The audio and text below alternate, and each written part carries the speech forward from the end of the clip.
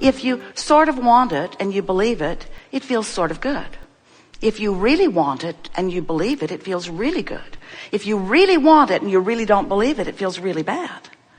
So the way you feel is your indication of where you are in your day-to-day thoughts, in your habits of thoughts, in your, what you could say, beliefs or expectations, where your expectations or beliefs are in relationship to what you want.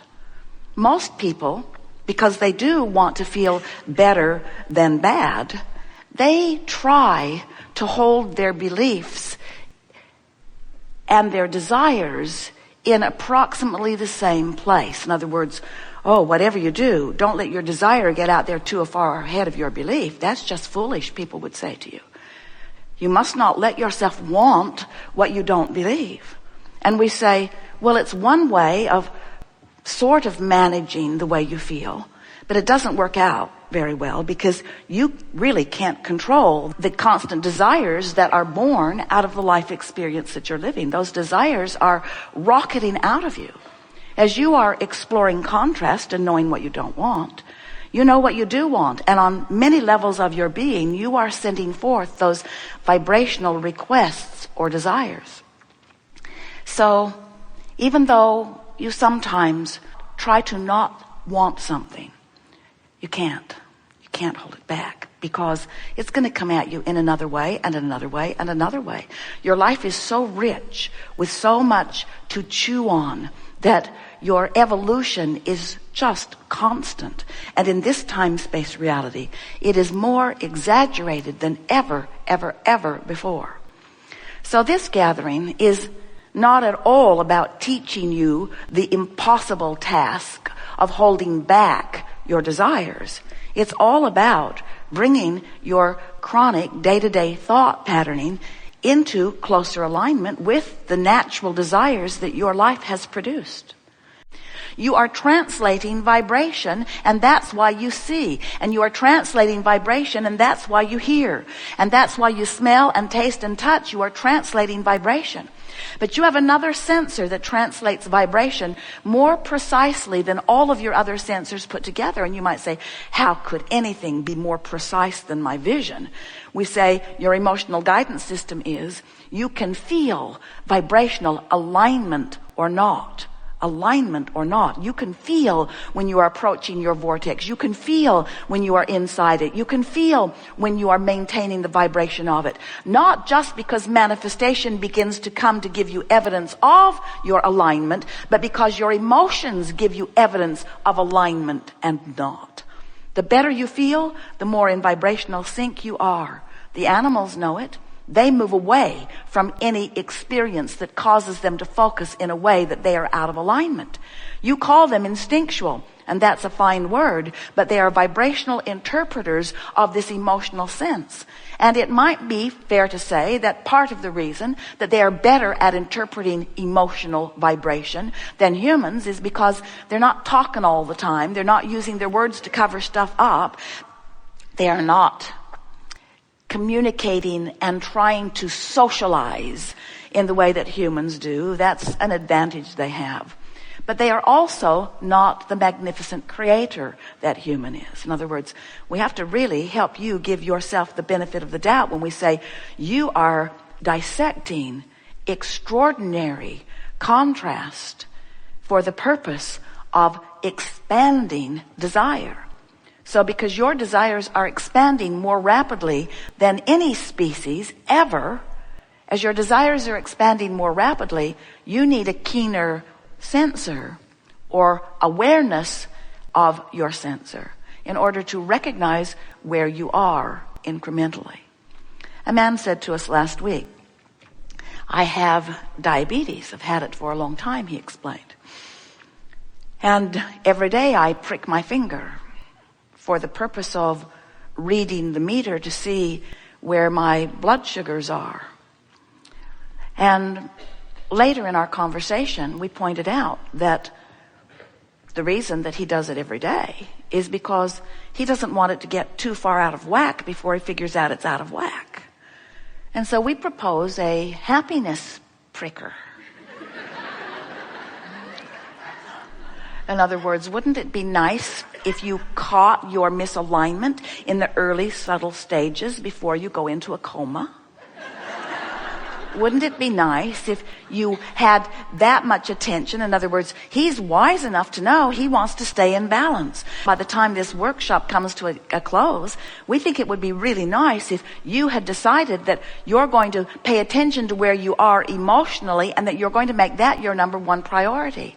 And rather than just accepting what is as a condition that you have no other option other than to observe, that you care so much about your happiness indicator that you choose the thoughts based upon alignment. In other words, this man does not choose the food because of the way it tastes. He chooses the food that he eats because of the indicator that he's checking. And we think it would be a really good idea if you would choose the thoughts you think because of the indicator it will give back to you, not just because it's something that's there.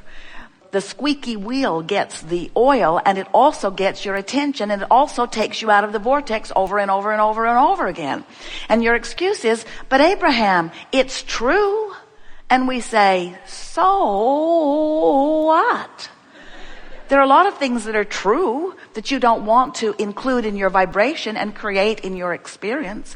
So that's really not a good indicator, just because something's true, that you would give your attention to it. The indicator is, how does it feel when I think about it? And is there a way that I can think about it that feels better to me? And if there isn't a way that I can think about that feels better to me, then I'll think about something else that does feel better to me. And you go along with that so far. You say, well, I like that. I can guide my thoughts to a certain extent, but there are these hot buttons in my life. There are those issues, these people that push my buttons. And we say, really, nobody has access to your buttons but you. Really, nobody does. You are source energy beings here in this physical body. You were source energy first. But even though a part of your consciousness is now fully focused into the personality that you know as you, there is a larger part of you who still remains non-physically focused. It's easier for you to accept that that part of you is a vibrational part of you because you have not figured out how to translate the non-physical into what you can see and hear and smell and taste and touch for the most part. So non-physical, it's easy for you once you accept that there is something, and how could you not? How could you look at your magnificent planet spinning in perfect proximity to other planets? Sun coming up every morning, food remaining constant on your planet. How could you not know there is something bigger than what's going on here on your planet? You're brilliant and you're magnificent, but you have not figured out how to scrape enough dirt together and launch another planet into orbit. It doesn't happen from your physical perspective. There is a bigger picture, and many of you accept it. You call it many different things. We call it source, but it is vibration. And it's easier for you to accept the source as vibration than it is in many cases to accept yourself as vibration. But we want to remind you that you are an extension of the vibration that is source, and you are primarily vibration also. So when you begin to ponder the notion that there is a non-physical vibrational part of you that is emanating a signal at all times, and here you are in your physical body, and if you are wisely wanting to feel good, you are finding vibrational resonance with that signal of source. Now you've got it all figured out. Now you've got life really going on.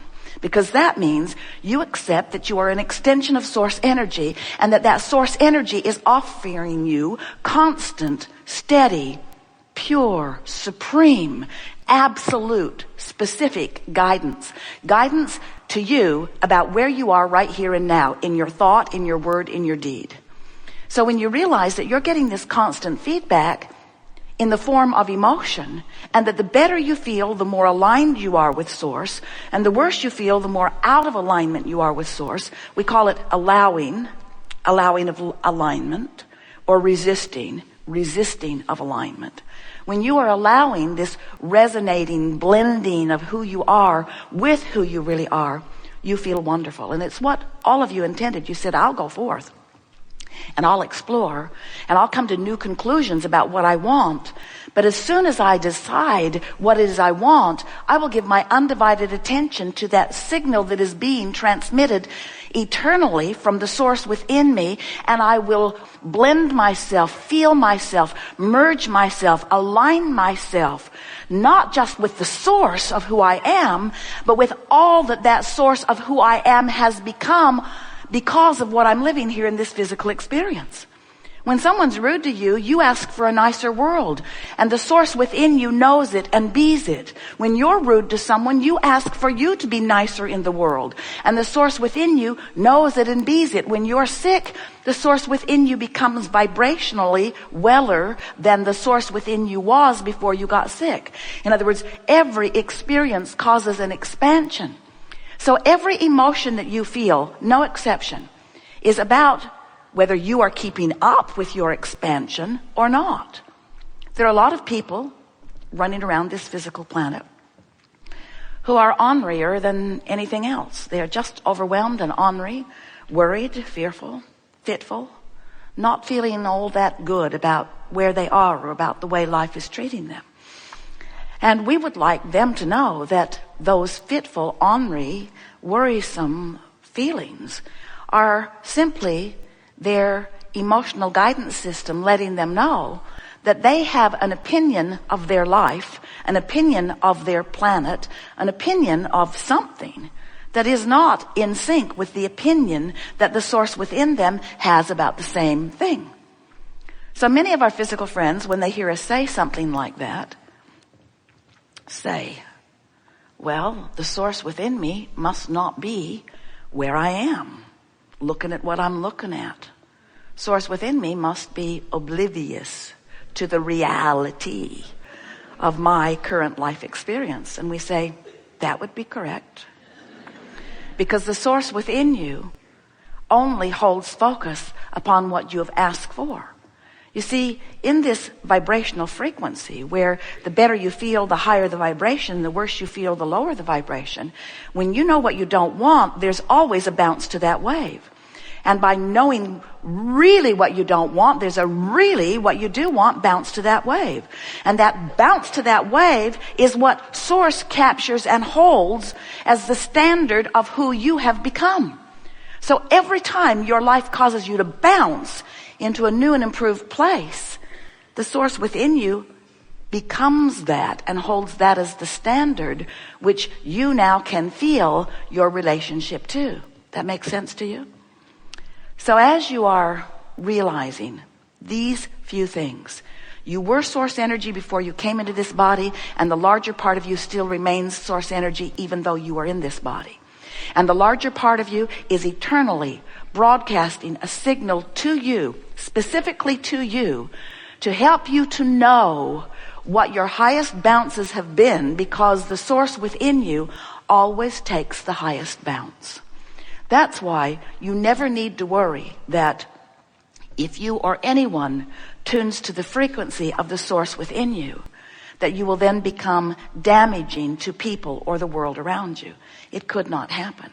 You can't be in sync with that pure positive energy of source, of that which is the quintessential love, a love that humans have not even come close to expressing or identifying.